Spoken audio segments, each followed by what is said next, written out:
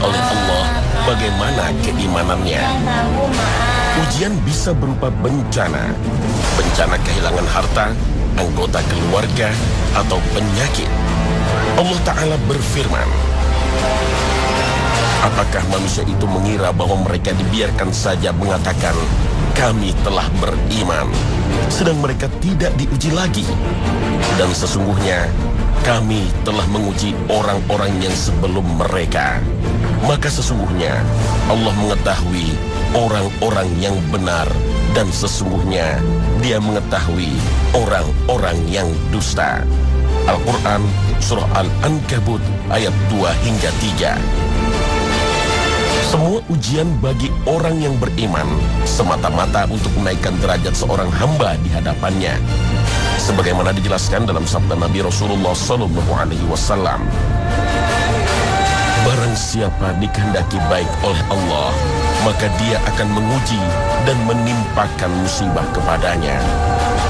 Hadis riwayat Bukhari. Setiap musibah sekecil apapun merupakan wujud cinta Allah kepada kita. Tapi ingat pula, semua musibah itu bisa jadi merupakan sebuah teguran dan azab dari Allah Azza wa Jalla karena kemaksiatan atau kesyirikan yang kita lakukan. Betapa banyak yang berburu ilmu kesaktian dengan menggelar berbagai ritual syirik, akhirnya merasakan bencana berupa berbagai penyakit yang menggerogoti tubuhnya. Kesaktian yang didapatnya dari bangsa jin ternyata tak memberinya manfaat apapun, apalagi bencana akidah telah merusak keimanannya. Na'udzubillah. Assalamualaikum warahmatullahi wabarakatuh. Pemirsa Ruqyah Trans 7, semoga Allah Ta'ala merahmati kita semua. Masih banyak orang yang salah jalan ketika mempelajari ilmu bela diri.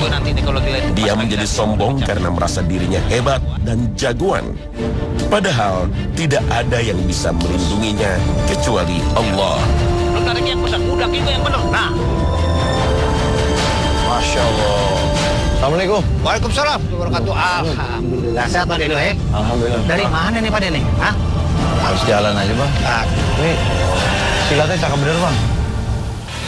Cakep sih kagak. Cuman aja lumayan buat jaga-jaga diri kan gitu. Nah gue ini ngerasa gue diamanatin sama guru gue, disuruh nyebarin nih silat. Tapi guru gue pesen jangan sampai nih silat jatuh ke tangan orang-orang yang agak benar. Makanya kenapa dari dulu orang datang kemari gue tolak. Orang ibadah kagak, ngaku Islam, dia mau belajar silat, urusan apa? Mau jadi preman, tukang todong? Gue kagak bakal suka kayak begitu. Yang gue pengen bukannya gue so idealis, kagak. Gue pengen tuh orang Islam tuh kuat.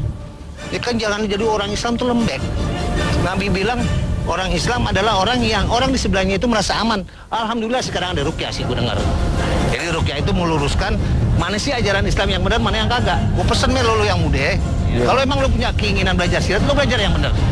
Ya, bang. Sekali lagi silat ini cuma badan, kekuatan lo, bukan kekuatan di luar kekuatan. Iya bang. Jadi aneh pengen banget belajar silat nih. Salah satunya untuk amar ma'ruf nahi mungkar bang. Betul. Ya. Karena biar latihan fisik juga kan sebagai peruqyah butuh stamina yang kuat juga. Jadi lu peruqyah? Alhamdulillah lu nggak ngomong-ngomong sama gue.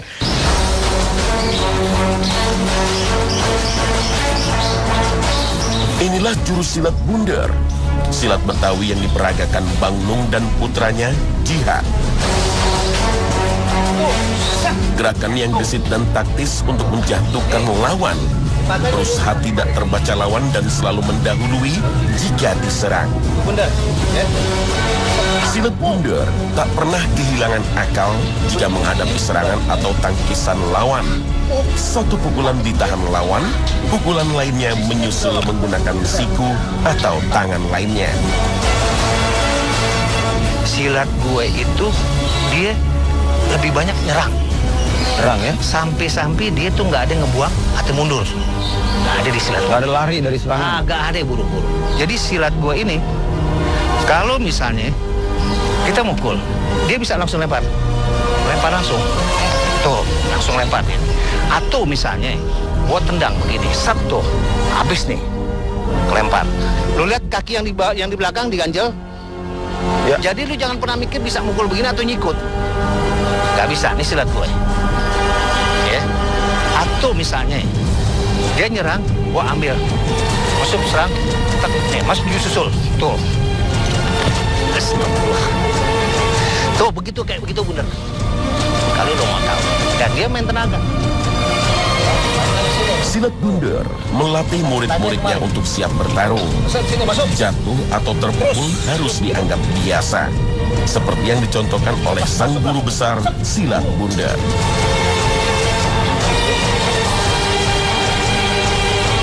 Setiap gerakan jurus memiliki tujuan sendiri sebagai kombinasi untuk mematahkan serangan lawan. Inilah kekayaan silat Betawi yang harus dilestarikan. Warisan leluhur yang makin jarang dipelajari oleh generasi muda.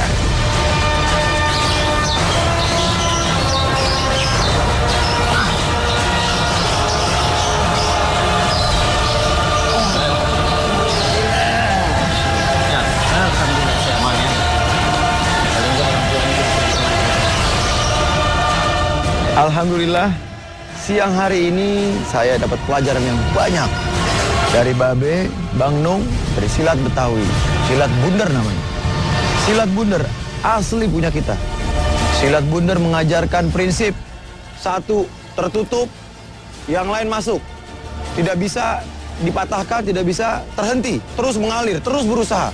Ini mengajarkan semangat pantang menyerah. Allah Subhanahu wa ta'ala memerintahkan wa'aidu lahum mastata'tum minal quwwah. Kita diperintahkan untuk mempersiapkan diri menghadapi musuh-musuh dengan kekuatan. Salah satunya adalah belajar silat. Namun kita juga perlu mengindahkan perintah Allah, u'budullah wa la tusyriku bihi syai'a. Sembahlah Allah dan jangan berbuat syirik walaupun sedikit pun. Di silat ini tidak ada mantra-mantra, tidak ada puasa-puasa aneh, tidak ada syarat-syarat menyembelih ayam cemani dan sebagaimana lainnya.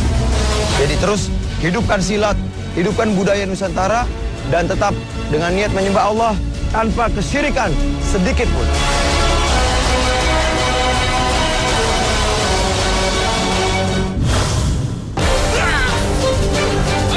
Banyak orang yang tertipu ingin mendapatkan kesaktian dengan cara memiliki khodam dari kalangan jin. Mereka meyakini cara ini tidak menyalahi syariat Islam karena mereka adalah jin-jin muslim. Bahkan, ada dukun yang berkedok ustaz mengaku mampu mendatangkan para malaikat sebagai pelindung dengan mengamalkan berbagai wirid. Setan telah menyesatkan dengan membisiki kita untuk mengamalkan berbagai ritual seolah-olah sesuai syariat Islam. Misalnya membaca ayat kursi atau Asmaul Husna ratusan kali bahkan ribuan kali sehari semalam. Padahal amalan model ini tidak pernah dicontohkan oleh Rasulullah. Seperti yang dialami bapak asal Cirebon ini, Pak Sofyan sejak sekolah dasar sudah mendalami berbagai ilmu syirik ini. Hingga ia pernah menjadi paranormal ternama dengan julukan Ki Sangga Buana. Meskipun sudah dibuang semua ilmunya, Pak Sofyan ingin membersihkan dirinya dengan ruqyah. Pak Sofyan, bisa diceritain pengalaman-pengalamannya, ya kemudian gangguan-gangguannya sampai saat ini gimana? Sejak kelas 5 SD, tepatnya tahun 84, saya sudah belajar ilmu kebatinan atau ilmu paranormal. Menurut guru tersebut, bahwa ilmu yang dimasukkan ke saya itu melebihi kapasitas dari orang biasa. Karena mungkin saya dianggap istimewa, sehingga saya dimasukkan ke kelas para pemuda. Nah, waktu itu saya masih anak-anak. Nah, saya dengan cara menyambat apapun dan sebagainya, saya bisa mengambil atau melakukan gerak jurus silat ataupun kungfu apapun yang dikendaki oleh hati saya. Nah, setelah saya berumah tangga, saya menjadi konsultan paranormal di sebuah media cetak di Cirebon. Sampai 2005 saya dikenal sebagai seorang paranormal kondang lah. Ya, ada alasan-alasan tertentu kenapa Bapak pengen tobat? Saya katakan ilmu yang saya punya itu tidak ada manfaatnya bagi diri saya. Apa baca istighfar? Untuk beberapa pasien penganut ilmu kanuragan, lebih baik diruqyah di tempat yang luas atau didampingi beberapa orang untuk memeganginya jika ia mengamuk. Seperti biasa, Ustaz Adam lebih dulu mengajak pasiennya untuk istighfar dan membaca sholawat. Salawat.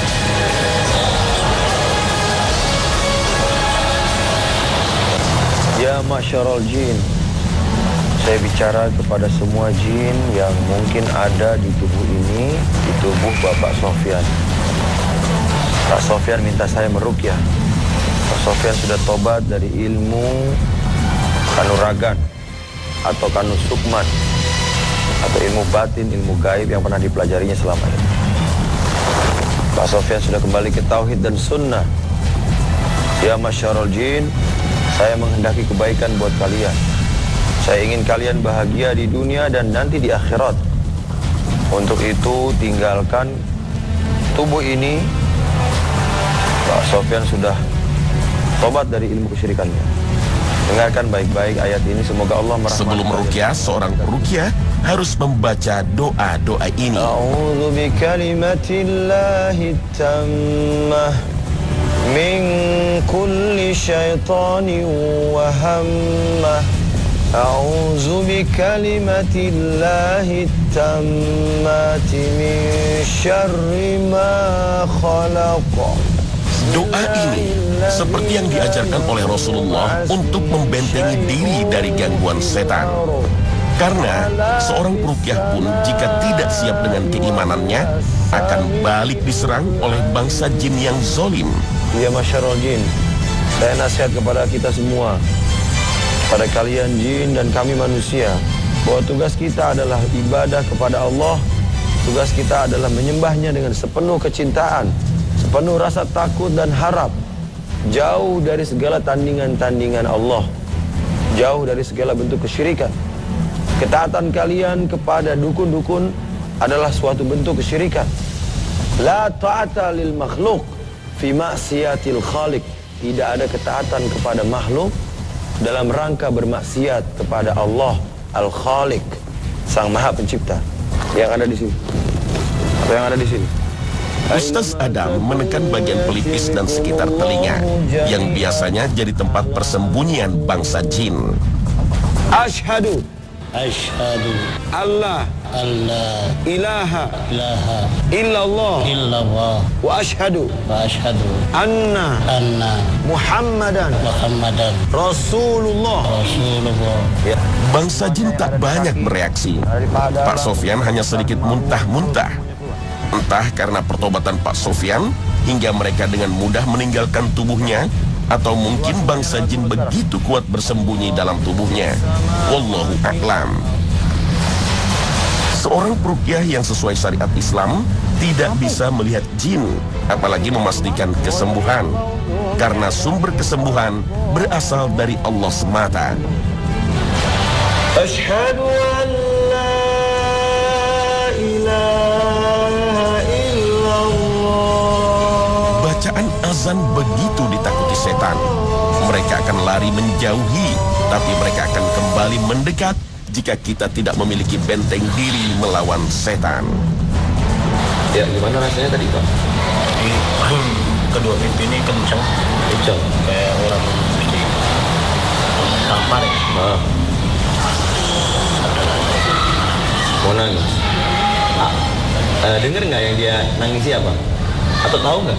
Ya, tahu Menghayati bacaan. Alhamdulillah, makin banyak umat Islam yang sadar pentingnya ruqyah. Mereka yang mengalami gangguan kesehatan maupun gangguan jin memilih ruqyah sebagai terapi utama.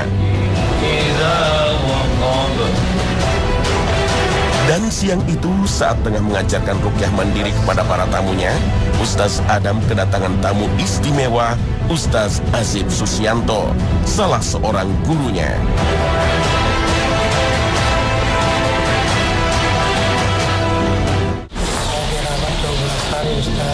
Kemudian apa hasil cek dokternya? Hasil cek dokter, saya darah bagus semua.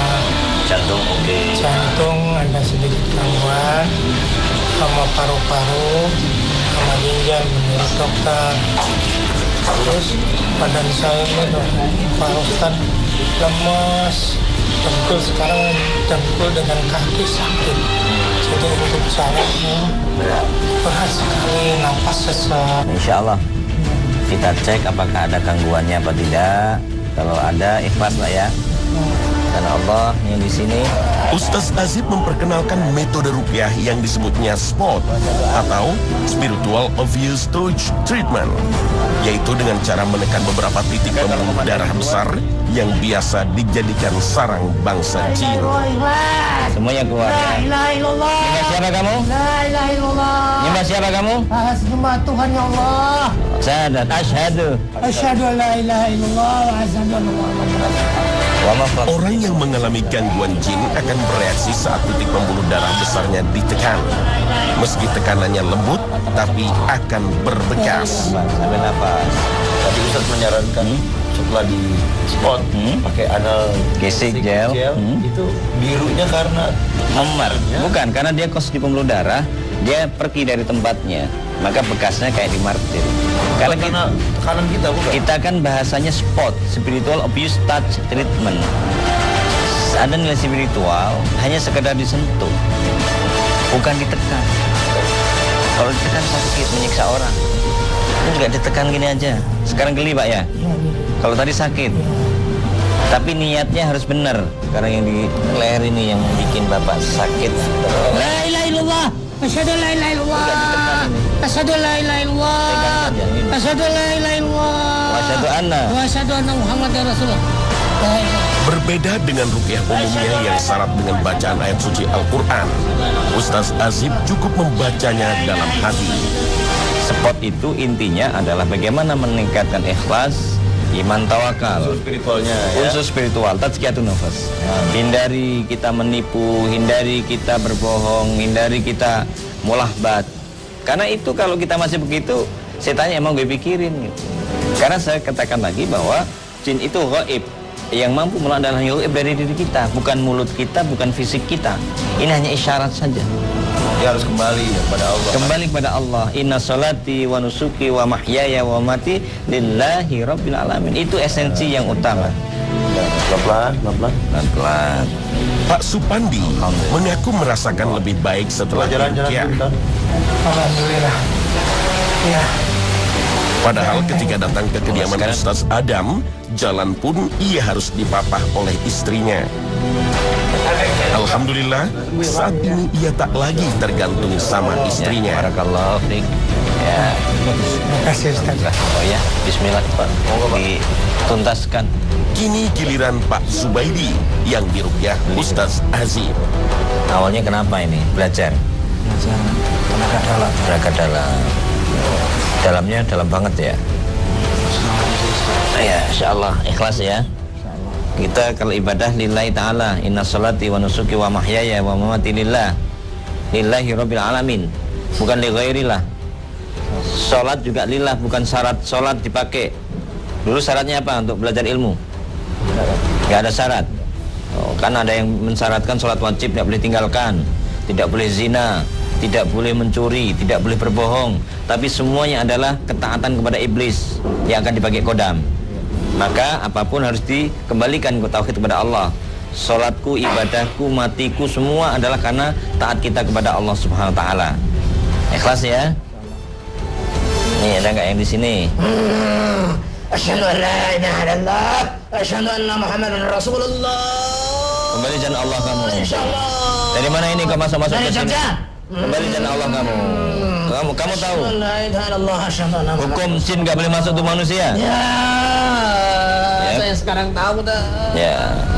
Raditu billahi rabba. Raditu billahi rabba. Wa bil islami dina. Wa bi Muhammadin nabiyya wa rasulah. Baik, sudah ke Mekah belum kamu? Sudah. Sekarang kamu ke Mekah sana. Ya, insyaallah. Benar, jin nggak perlu pakai pesawat kan? Kalau saya ikut jumpa Haji. Ya, kembali ke jalan Allah. Insyaallah. Tawaf sa'i sana. Ya, assalamualaikum. Waalaikumsalam. Sekarang gimana Pak? Ini ya? bukan jin lagi nih. Ini siapa namanya? Oh, Zubaidi. Oke, nah, alhamdulillah. Sudah, hanya satu aja. Sementara beberapa pasien perempuan ditangani oleh istri Ustaz Aziz dengan menggunakan teknik yang sama. Dengan menggunakan teknik spot, para komandan jin yang berada di pembuluh darah besar berhasil diusir. Dan teknik ini mengikuti petunjuk Nabi. Sesungguhnya, setan itu berjalan dalam tubuh anak Adam, sebagaimana darah yang mengalir dalam tubuhnya. Hadis riwayat Muslim. Alhamdulillah, selama kurang lebih 8 tahun kita coba secara empiris ketemu bahwa tempat jin bersemayam itu komandannya itu adalah di pembuluh darah besar, seperti misalkan di sini. Ya, pembuluh darah besar itu di sini, di paha, kanan kiri. Maka test case-nya kita coba pegang, bismillah. Kanan kiri, kemudian di lambung. Ya, karena di sana ada juga pembuluh darah besar. Biasanya keluhannya kayak sakit mah akut dan segala macam. Tapi ketika di endoskopi atau di koloskopi tidak ada. Itu bagus, nggak ada penyakit, nggak ada gastrisasi tinggi, maka bisa dipastikan itu gangguan jin. Maka bismillah, insya Allah pegang begitu saja. Mau bersyahadat, jinnya kabur, sembuh secara spontan. Kemudian di dada, ini di sini, ya di atas ini ada apa? Berarti di atas ulu hati, 2 jari ya. Nah itu biasanya dipegang. Di sini ada aorta.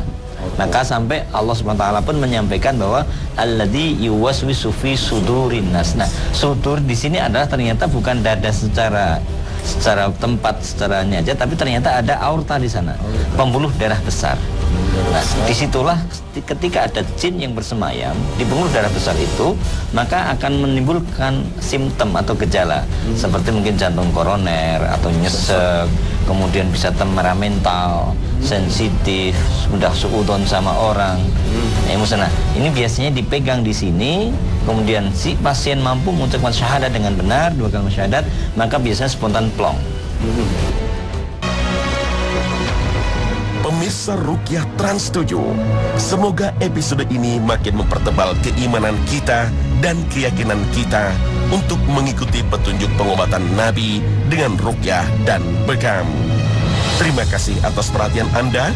Wabillahi taufiq wal hidayah. Wassalamualaikum warahmatullahi wabarakatuh.